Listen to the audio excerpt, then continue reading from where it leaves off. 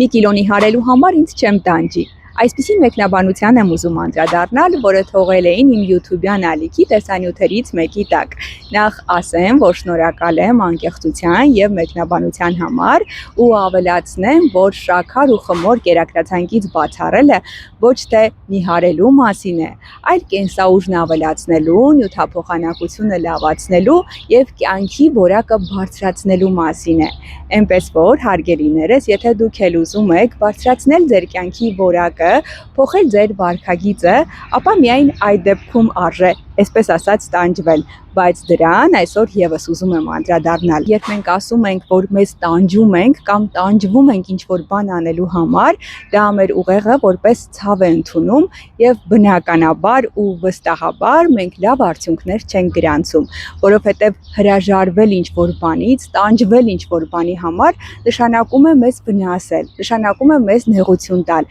իսկ վնասվելով, մեզ նեղություն տալով, այսպես ասած, երկար ճանապարհ չենք կարողանա անցնել, անընդհատ հետ ենք նայելու եւ ի վերջո վերադառնալու ենք այնտեղ, որտեղից սկսել ենք առաջ շարժվել։ Դրա համար, եթե ինչ-որ բան եք մտածել, եթե ինչ-որ նոր բան եք ուզում անել, անպայման մտածեք, որ հանուն ինչ-որ լավ բանի եք անում։ Մի մտածեք, որ օրինակ հրաժարվում եք ինչ-որ լավ բանից, այլ մտածեք, որ դուք ընտրություն եք արել եւ ընտրել եք դա չանելը, որպեսզի հայտնվեք շատ ավելի լավ վիճակում։ Ես օրինակ հենց այդպես եմ արել։ Ես չեմ հրաժարվել շաքարից ու խմորից։ Ես ընտրել եմ շաքար եւ խմոր չուտելը, որպեսզի կենսաուժս բարձրացնեմ, նյութափոխանակությունս լավացնեմ, բարձրացնեմ նաեւ ստրեսակայունությունս ու ապրեմ շատ ավելի ներդաշնակ կյանքով։ Եթե դուք եք որոշել ձեր կերակրացանկից բացառել շաքարն ու խմորը կամ շաքարը կամ խմորը, ապա գրեք մեկնաբանության հատվածում կամ անձնական նամակով գրեք ինձ,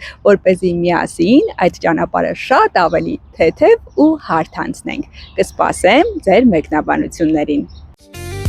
Առողջ ապրել ինքնախնամք է, խաղաղ ապրել բարեկեցություն,